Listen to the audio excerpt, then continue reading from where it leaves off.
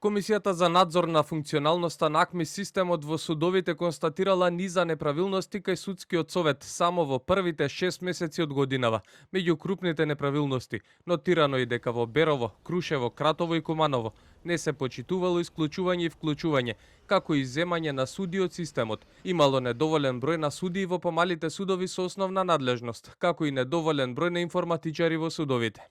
Констатирано е дека не се распишуваат огласи за вработување и унапредување и покрај добиената согласност од страна на поранешни председатели. Неконтинуирано се архивираат предмети, а нема ниту соодветен архивски простор и предметите се чуваат во подруми. Не функционира тонското снимање.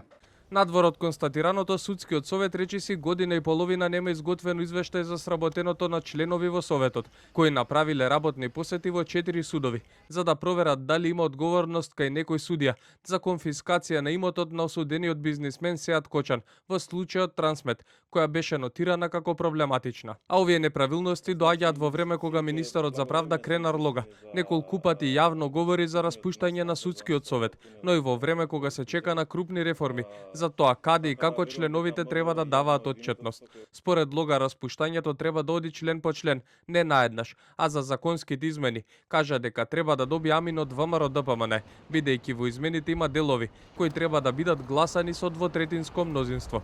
Пред советот утре треба да дадат заклетва 24 новоизбрани суди, кои како свежи кадри излегува од Академијата за суди и јавни обвинители. Меѓу нив се и сопругата на градоначалникот на аеродром Тимчо Муцунски, но и ќерката на пензионираната обвинителка Гордана Смаќовска, како и синот на врховниот судија Наќе Ѓоргиев.